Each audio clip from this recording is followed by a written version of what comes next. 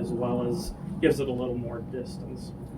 When back in the 1800s, 1700s, what their rifles were smooth bores. Those are your mini balls, your muskets, your muzzle loaders. Painfully inaccurate, and it was a guess where your shots would land. That's why typically if you look at battles in the Civil War or Revolutionary War era, there weren't that many casualties, usually because you couldn't hit anything.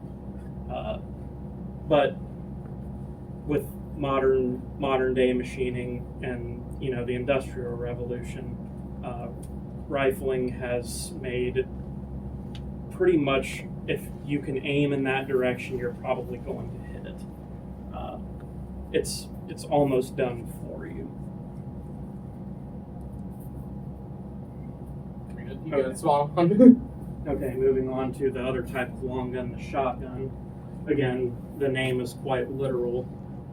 Shot is usually a collection of projectiles or just that shot. It's typically, you'll hear different sizes of shot. You'll hear number 8 shot, number 4 shot, double buck.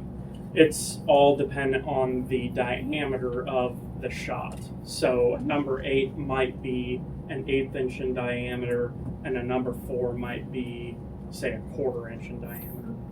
Essentially, the bigger the shot, the more quote-unquote stopping power there is. And then you will have your slugs as well, which is basically one big, almost like a rifle, I guess. They usually weigh like about 1 ounce, 1.5 ounces. It's one solid projectile. One solid projectile, yes. Not that big. Kind of. It's all dependent on the gauge of the gun as well. You'll hear 12 gauge, 20 gauge, 16. I think Very rarely 4 gauge. They don't make those anymore. 10 gauge. Right? 10 gauge. 2 gauge there's gun. No. the smaller the number with the gauge, the more powder you'll have in your cartridge, the more shot you will also have in each cartridge. It'll kick more. So the lower or higher number gauge, like your 20 gauges, 28 gauges, and there are 4 10s, it would be easier on your shoulder. I think shotguns are actually, when they do the gauge, it's like 1/12 with a 12 gauge. It's 1/12 of a pound of lead, so it's 1 ounce and a quarter of. I don't remember, but that's not what it is. The barrels of the shotgun are typically smooth bore as well.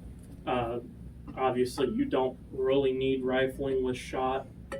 Slugs are a little bit different, but still typically shot through a smooth bore shotgun. Good for moving targets, birds, for example. If you do hunt bird hunting, typically you'll have your shotguns. It gives you more of a footprint to hit your target, but at a shorter range. Moving on to your handguns, it is quite literally that you